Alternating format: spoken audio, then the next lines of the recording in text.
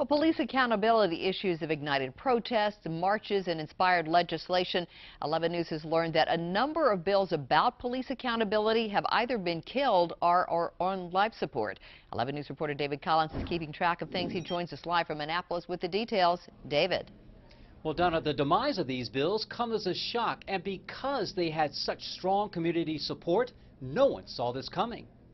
What do we want? Justice! Advocates of legislation holding police more accountable for their conduct When do we want it? Now! have marched, rallied, lobbied, and testified. Law enforcement responded in large numbers too, but in opposition, and police got the ear of committee chairman Joe Valario. They're going to be voted out of committee? We're not all of them. But The officer's Bill of Rights isn't moving.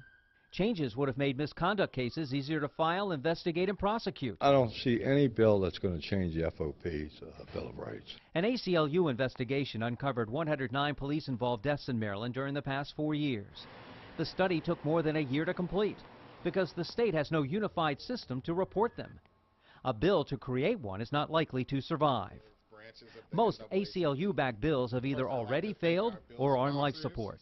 Surprised, amazed, and incredibly disappointed.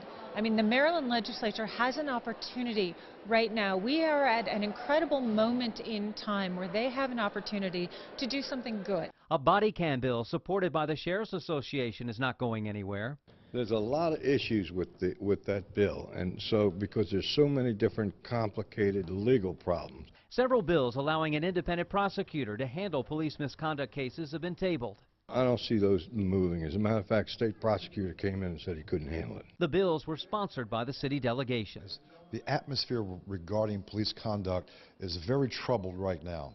And I think they look to people like the legislature to try to come up with a way that we can, reaffirm our trust in police officers. Since the committee chair has concerns about these bills and it's so late in the session, even those on life support are unlikely to move.